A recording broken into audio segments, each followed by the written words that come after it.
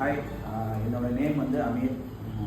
நான் வந்து வீரா ஜிம்மில் வந்து வெயிட் லாஸ் செக்ஷனுக்காண்டி நான் வந்து ஜாயின் பண்ணியிருந்தேன். ஆக்சுவலாக நான் 2023 வந்து இந்த வீரா ஜிம்மில் வந்து நான் ஜாயின் பண்ணியிருந்தேன்.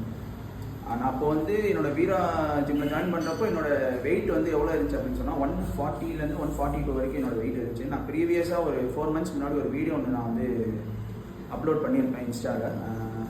அது நீங்கள் எல்லாம் பார்த்துருப்பீங்கன்னு நினைக்கிறேன். நான் ஆக்சுவலாக வந்து அந்த டைமில் வந்து நான் ஒரு 115 வரைக்கும் நான் வந்து வெயிட் லாஸ் பண்ணியிருந்தேன். பட் இப்போ வந்து ஆல்மோஸ்ட் எனக்கு வந்து 7 to 8 months ஆயிடுச்சு. நியர்லி 1 year வந்து கம்ப்ளீட் ஆயிடுச்சு. இந்த செக்ஷனில் வந்து நான் கீழே வந்து என்னோடய வெயிட்டை நான் மென்ஷன் பண்ணுறேன். 140லேருந்து இப்போ நான் வந்து ஆல்மோஸ்ட் 90 kg, நியர்லி 50 kg வந்து நான் வந்து லாஸ் பண்ணியிருக்கேன். இதுக்கு வந்து முழுக்க என்ன காரணம் அப்படின்னு சொன்னால் வீரா ஜிம்மோட ட்ரைனர்ஸு, அது மாதிரி வீரா ஜிம்மு மாஸ்டர்ஸு, இவங்க தான். நான் எல்லா நேமே மென்ஷன் பண்ண விரும்பலை, பட் எல்லாமே எனக்கு ரொம்ப வந்து சப்போர்ட்டிவாக இருந்தாங்க. அதனால் வந்து நீங்களுமே வந்து வீரா ஜிம் ஜாயின் பண்ணுங்கள், ஃபிட்னஸ்க்கு வாங்க, வெயிட் லாஸ் பண்ணுங்கள்.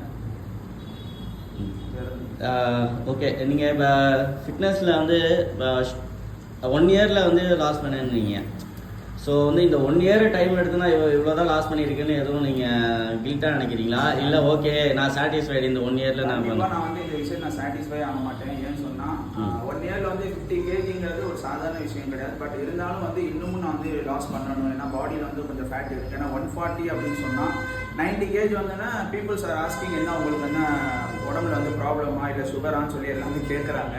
பட் ஆனால் வந்து நீங்கள் ஹெல்த்தியாக வெயிட் லாஸ் பண்ணியிருக்காது உங்களுக்கு வெயிட் லாஸ் பண்ணது வந்து யாருக்குமே தெரிய மாட்டேது. ஜிம்முக்கு போனால் முதல்ல வெயிட் லாஸ் ஆவீங்களான்னு சொல்லி கேட்குறாங்க நிறைய பேர். ஸோ இந்த மாதிரி பேசிக் திங்ஸ் எல்லாம் யாருக்குமே தெரியல. பட் ஆனால் வந்து என்ன விஷயம் அப்படின்னா இதில் முழுக்க என்ன இருக்குது அப்படின்னு சொன்னால், ஒன்று ரெகுலாரிட்டி இருக்கணும், 2வது வந்து ஹார்ட் ஒர்க் இருக்கணும், 3வது பஞ்சுவாலிட்டி. இது மட்டும் இருந்துச்சு அப்படின்னு சொன்னால் கண்டிப்பாக நீங்கள் என்ன நோக்கத்துக்கு நீங்கள் வந்து ஜிம்முக்கு வரீங்களோ அந்த நோக்கம் வந்து கண்டிப்பாக நிறைவேறும். Okay, thank you.